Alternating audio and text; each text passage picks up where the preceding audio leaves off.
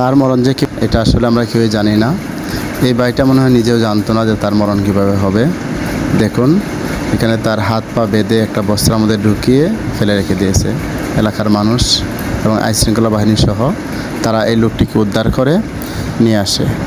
এখন দেখা যাচ্ছে যে আসলে তার হাত পা যেমন বাঁধা তেমনিভাবে তার মুখ বাঁধা, মুখ বেঁধে কাপড় দিয়ে বেঁধে তাকে মেরে ফেলা হয়েছে। মেরে তারপর মনে হয় রাস্তা ফেলে দিয়েছে অথবা কোনো কোথাও পানিতে ফেলে দিয়েছে। তার হাত পায়ের অবস্থা দেখে বোঝা যাচ্ছে যে পানিতে ফেলে দেওয়া হয়েছিল, একবার সাদা হয়ে গেছে। তারপর এই এলাকার মানুষ তাকে দেখে নিয়ে আসছে। এখন আইনশৃঙ্খলা বাহিনীর উপস্থিতিতে এলাকার মানুষ তার লাশ খুলে দেখতেছে। আসলেই দেখুন এই যে হাত পাগুলি তার একদম বাঁকা হয়ে আছে। সত্যি কার মরণ কীভাবে হয় আমরা কেউ জানি না। আসলেই আপনি আমরা যেভাবে থাকি, এখন রাষ্ট্রীয় যে পরিস্থিতির অবস্থায় আছে সবাই সতর্ক থাকবেন। আর এটা আসলে আমাদের জন্য সকলের জন্য একটা শিক্ষা যে যদি সতর্ক না থাকি তাহলে মনে হয় কে কোথায় কীভাবে পরে থাকবো মরে কেউ জানে না। সত্যি আল্লাহর কাছে আমরা সকলেই এই ব্যক্তির জন্য দোয়া চাই। আমরা নিজের জন্য সকলে দোয়া করি যেন আল্লাহ আমাদেরকে এরকম অবস্থা থেকে রক্ষা করেন এবং সবাই যেন ভালো থাকেন। আর এরকম পরিস্থিতি যাতে সৃষ্টি না হয় সেই দিকে আমরা সকলেই লক্ষ্য রাখি। তার মরণ যে কি এটা আসলে আমরা কেউই জানি না। এই ভাইটা মনে হয় নিজেও জানতো না যে তার মরণ কীভাবে হবে।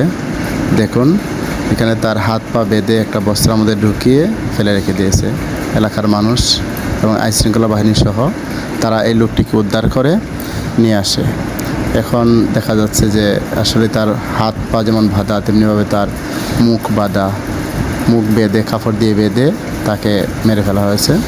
মেরে তারপর মনে হয় রাস্তা ফেলে দিয়েছে অথবা কোনো কোথাও পানিতে ফেলে দিয়েছে। তার হাত পায়ের অবস্থা দেখে বোঝা যাচ্ছে যে পানিতে ফেলে দেওয়া হয়েছিল, একবার সাদা হয়ে গেছে। তারপর এই এলাকার মানুষ তাকে দেখে নিয়ে আসছে। এখন আইনশৃঙ্খলা বাহিনীর উপস্থিতিতে এলাকার মানুষ তার লাশ খুলে দেখতেছে। আসলেই দেখুন এই যে হাত পাগুলি তার একদম বাঁকা হয়ে আছে। সত্যি কার মরণ কীভাবে হয় আমরা কেউ জানি না। আসলেই আপনি আমরা যেভাবে থাকি, এখন রাষ্ট্রীয় যে পরিস্থিতির অবস্থায় আছে সবাই সতর্ক থাকবেন।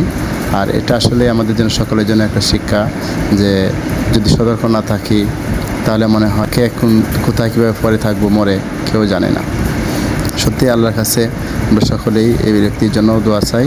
আমরা নিজের জন্য সকলে দোয়া করি যেন আল্লাহ আমাদেরকে এরকম অবস্থা থেকে রক্ষা করেন এবং সবাই যেন ভালো থাকেন।